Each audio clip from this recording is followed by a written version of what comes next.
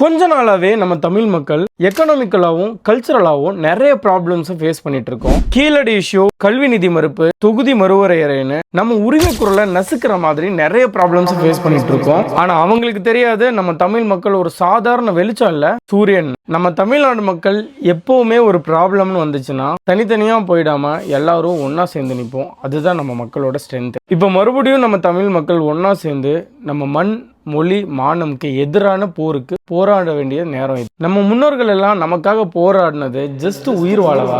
thousands of years-ஆ இருக்கிற நம்ம தமிழ்நாடோட pride இப்போ நம்ம யங்ஸ்டர்ஸோட கையில தான் இருக்கு. இனி வரப்போற நம்ம குழந்தைங்களுக்காகவும் நம்ம நெக்ஸ்ட் ஜென்ரேஷனுக்காகவும் நம்ம ஒன்னா சேர்ந்து மலை போல நின்னோம்னா எந்த சக்தியாலும் நம்மளை உடைக்க முடியாது. நம்ம எல்லாரும் ஒன்னா சேர்ந்து ஒரே டீமா நின்னா நம்மளை யாராலையும் வீழ்த்த முடியாது. இதுதான் ஓரணியில் தமிழ்நாடு. வடக்கில் பழவேற்காடு முதல் தெற்கில் கன்னியாகுமரி வர, மேற்கில் ஆனகட்டி முதல் கிழக்கில் நாகப்பட்டினம் வர, ஜாதி மதம் அரசியல் சார்பு கடந்து நம்ம தமிழ்நாடு முழுவதும் ஓரணியா சேர்ந்து நிற்போம். இது வெறும் பிரச்சாரம் இல்ல, நம்ம தமிழ்நாட்டோட மண், மொழி, மானத்துக்காக நம்ம எல்லாரும் ஒன்னா சேர்ந்து வெல்வதற்கான ஒரு முன்னெடுப்பு.